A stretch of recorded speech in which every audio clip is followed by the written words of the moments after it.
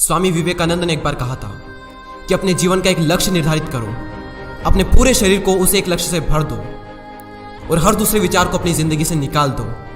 यही सफल होने का मूल मंत्र है। हमें से कई लोग डॉक्टर एपीजे अब्दुल कलाम साहब को इंस्पिरेशन मानते हैं, लेकिन क्या आपको पता है कि उनकी इंस्पिरेशन कौन है?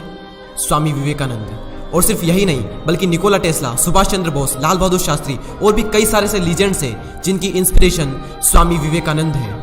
आज हम स्वामी जी के जीवन की 3 कहानियां डिस्कस करेंगे और जीवन की बहुत बड़ी सीख है इन तीनों कहानियों में। पहली कहानी, एक बार स्वामी जी को नदी पार करना था और वो नदी के पास में खड़े थे। तभी एक साधु ने आकर उनसे पूछा, क्या आप ही स्वामी विवेकानंद हो?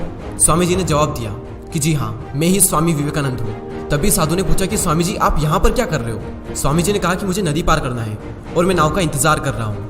तभी साधु ने कहा कि तुम इतने बड़े इंसान हो, कई सारे लोग तुम्हें अपनी प्रेरणा का स्रोत मानते हैं और तुम एक नदी पार नहीं कर सकते।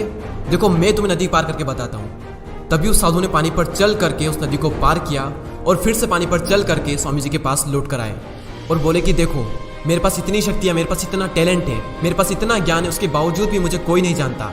और तुम्हारे पास कोई ज्ञान नहीं, कोई शक्तियाँ नहीं, उसके बावजूद भी तुम्हें सब जानते हैं। तभी स्वामी जी मुस्कुराए और साधु से पूछा कि तुम्हें यह विद्या सीखने में कितना टाइम लगा? साधु ने कहा कि 15 साल। इतने में स्वामी जी की नाव आ गई और स्वामी जी ने साधु को नाव में बैठाया और वहां से चल दिए। दोनों ने नाव में बैठकर नदी पार की और पार करने के बाद स्वामी जी ने अपनी जेब से 1 रुपया बाहर निकाला और उस नाव वाले को दे दिया। यानी कि दोनों के मिला के 50-50 पैसे यानी 1 रुपया उन्हें दे दिया। तभी स्वामी जी ने साधु से कहा कि जो काम तुम 50 पैसे में कर सकते थे, उसके लिए तुमने अपनी जिंदगी के 15 साल बर्बाद कर दिए। और अगर यही 15 साल तुम समाज की भलाई में लगाते तो आज तुम्हें भी पूरी दुनिया जानती। और मैंने यही किया, इसलिए मुझे पूरी दुनिया जानती है और तुम्हें कोई नहीं जानता। और स्वामी जी ने साधु से कहा कि तुम्हारी तरह कई सारे लोग ऐसी चीज़ों में अपने दिन, हफ्ते, महीने, साल लगा देते हैं जिनका उनकी ज़िंदगी में कोई मतलब नहीं निकलता। इसलिए अपने टाइम को ऐसी जगह पर लगाओ जहाँ पर उसका एक्चुअल में कोई सेंस निकले, क्योंकि टाइम से बढ़कर इस दुनिया में कोई भी इंपॉर्टेंट चीज़ नहीं है। अगर समय बर्बाद तो जिंदगी बर्बाद। दूसरी कहानी, एक बार स्वामी जी एक ब्रिज पर चल रहे थे। तभी वहाँ पर कुछ बंदर उनके पीछे पड़ जाते हैं। कोई बंदर उन पर लपक रहा, कोई उनका प्रसाद छीनने की कोशिश कर रहा और स्वामी जी उन बंदरों से पीछे छुड़ाने के लिए वहां से भागने लगे। स्वामी जी भागे जा रहे थे और वो बंदर भी उनके पीछे पीछे भागने लगे। तभी एक आदमी ने स्वामी जी से कहा कि तुम डरो मत, इनका सामना करो। तुम जितना ज़्यादा इनसे डरोगे ये तुम्हें उतना ही ज़्यादा डराएंगे।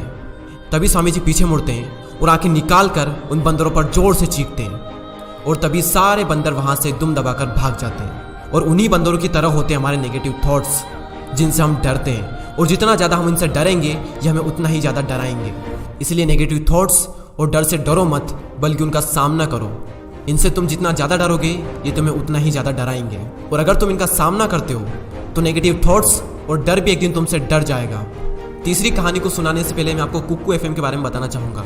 अब कई सारे लोग वीडियो के इस पार्ट को स्किप कर देंगे और एक लाइफ चेंजिंग अपॉर्चुनिटी को भी स्किप कर देंगे। अगर आप स्वामी जी के बारे में और ज़्यादा जानना चाहते हैं या फिर उनकी बायोग्राफी को सुनना चाहते हैं तो कुक्कू एफएम पर उनकी बायोग्राफी डली हुई है, आप जाकर सुन सकते हैं। कुक्कू एफएम एक बहुत ही कमाल का प्लेटफॉर्म है जहाँ पर आपको कई सारी लाइफ चेंजिंग बुक समरीज और बायोग्राफीज मिलेगी, वो भी ऑडियो फॉर्म में। वैसे तो इसकी कॉस्ट 399 रुपीज़ पर ईयर है, लेकिन अगर आप DD20 कूपन कोड यूज़ करते हो तो आपको मिलेगा 20% का डिस्काउंट और फिर टोटल कॉस्ट होती है 319 रुपये और ये less than 1 rupees per day से भी कम है। तो लिंक डिस्क्रिप्शन में है, आप जाकर एक बार चेकआउट जरूर करें। तीसरी कहानी, एक बार स्वामी जी उनके गुरु श्री रामकृष्ण परमहंस के साथ कहीं जा रहे थे। तभी रास्ते में उन्हें एक आदमी मिला जो पत्थर पर कुछ बना रहा था। तभी रामकृष्ण परमहंस जी ने पूछा कि तुम इस पर क्या बना रहे हो? तभी उस व्यक्ति ने जवाब दिया कि मैं एक राजा की मूर्ति बना रहा हूँ। रामकृष्ण जी ने पूछा कि क्या उस राजा की तुम्हारे पास में कोई तस्वीर है? तभी उस मूर्तिकार ने कहा कि नहीं, मेरे पास उनकी कोई तस्वीर नहीं है। तभी रामकृष्ण जी बोले कि अगर तुम्हारे पास उनकी कोई तस्वीर नहीं है तो फिर तुम उनकी मूर्ति कैसे बना सकते हो?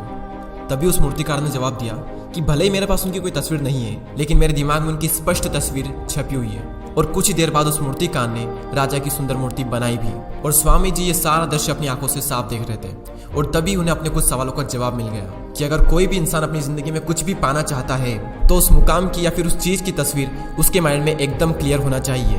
तो दोस्तों, उम्मीद करता हूँ कि आपको ये तीनों कहानियां पसंद आई होगी।